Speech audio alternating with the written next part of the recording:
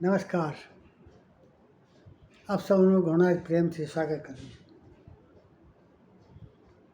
આપણે સૌ છેલ્લા 3 મહિનાથી ભયંકર ગરમીનો સામનો કરી રહ્યા છે.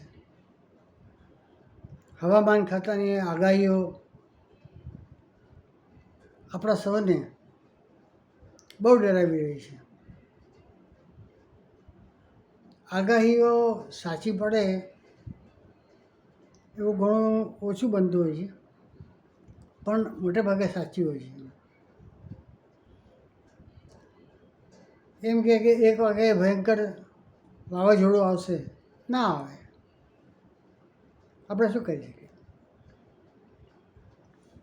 છતાં આ વિડીયો એટલા માટે હું કરું છું કે ભારત સરકાર દ્વારા જે આગાહી કરી છે કે હવે આ જે સમય આવશે, ખરાબ સમય આવવાનો છે. હવે ભારતીય હવામાન વિભાગ એટલે કે IMD પછી હવે તો વિશ્વના WMOએ પણ વૈશ્વિક આબોહવા માટે ચેતવણી જાહેર કરી છે. તો પછી આપણને થાય ને ચિંતા, કેવી રીતે આગાહી કરે? તો કહે છે કે દરિયાની સપાટી જે છે એના 6 ફૂટ નીચે ગરમ પાણી ઉપર આવે છે, તો એની અસર સમુદ્રના ઉપરના સ્તર પર થાય. જેમ જેમ નીચે જઈએ એમ આપણને ખબર છે કે નીચે તો અગ્નિ છે. તો આ એટલા માટે હું કહું છું તમને કે WMOના મતે અલ નીનો હોવા છતાં ભારતમાં ચોમાસું 100% આવવાનું છે, આવશે, વરસાદ પડશે. પણ જે દર વખતે આવે એના કરતાં જરા ઓછું આવે. હવે આ અલ નીનોની સ્થિતિ જે વિકસે તો તમે ને હું એકલા નહીં, ભારત એકલું નહીં, આખા વિશ્વને સામનો કરવો પડે. તો હવે આપણે શું કરવું પડે? કેમ કે જે બનવાનું છે એ બનીને જશે.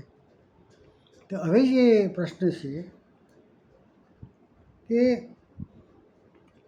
ગંભીર દુષ્કાળની આશંકાના કારણે ભારત સહિત પ્રભાવિત દેશોની સરકારો કૃષિ, આરોગ્ય, ઉર્જા વિભાગને તૈયાર રહેવા જણાવ્યું છે. રોજ નવી નવી વસ્તુઓ આપણે જાણવા મળે છે કે હવે આમ કરવું પડશે, હવે આમ કરવું પડશે.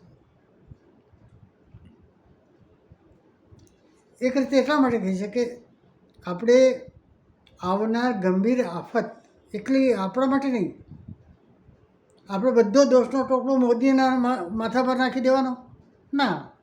કુદરતી વસ્તુ છે.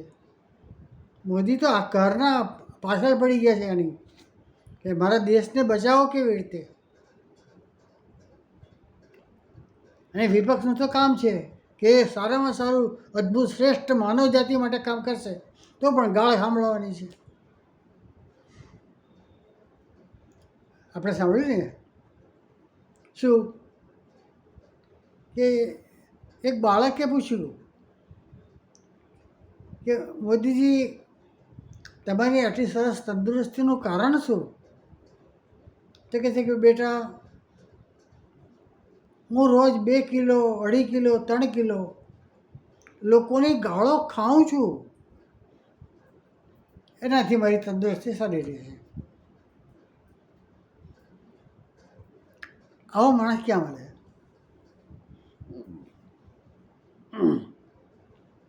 મુખ્ય વિષય પર આવીએ તો શું કરવાનું કે ભાઈ જે પાણી જે છે વરસાદનું, એ વરસાદનું પાણી પૃથ્વીની અંદર આપણે એવું આયોજન કરીએ કે આપણા જે બોર કરેલા છે એ બોરમાં પાણી સીધું નીચે જાય, એને સંગ્રહિત થાય. તો આવનાર ખરાબ સમયમાં આપણે બોર દ્વારા પાણી પ્રાપ્ત કરી શકીએ. આરોગ્યનું ધ્યાન રાખવાનું, અને બને એટલી જે ઉર્જા, કુદરતી ગેસ, કુદરતી આ કુકિંગ ગેસ, પેટ્રોલ, ડીઝલ વાપરવાનું, પણ સંયમ દ્વારા. અત્યારથી આપણે થોડી થોડી કરકસર કરીએ તો ભવિષ્યમાં કેટલું સારું. મ્યુચ્યુઅલ ફંડમાં આવે છે ને એસઆઈપી, રોજ થોડું થોડું થોડું જમા કરો, એક દાડે મોટું વિસ્ફોટ થાય, બચત કહેવાય. એ આપણને રાહત આપે, એવું જ આમાં છે.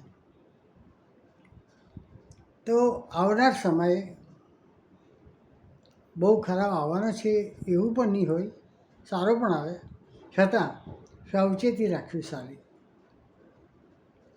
આ જે કુદરતનું કામ છે, એટલે એક અમુક સમયના અંતરે આવી વસ્તુઓ આવ્યા કરે છે. કોઈ વાર બહુ જ પાણીનો દુષ્કાળ ના પડે, પણ લીલો દુકાળ પડે, બધી જોયું છે આપણે. એટલા માટે એક વિનંતી આ જ છે કે હવે વિશ્વમાં હવામાનના સંસ્થાએ જે જાહેર ચેતવણી આપી છે એ આપણને પણ લાગુ પડે છે. તો આપણે સૌ ભેગા મળીને આદરણીય આપણા મોદીજીના જે સૂચનો આપણને આપ્યા છે એને આપણે અનુસરીએ. એ સૌના હિત માટે કરે છે. એ એમ નથી જોતા કે આ વિપક્ષ છે. સૂર્ય કોઈ દાડો એવું કહે છે કે હું આના પર પ્રકાશ પાડીશ, આના પર નથી. એ સૂર્ય સમાન છે, સૌના માટે સરખો પડે, સૌ સરખા. આપણે માનસિક રીતે એમને દુશ્મન માની લીધા છે.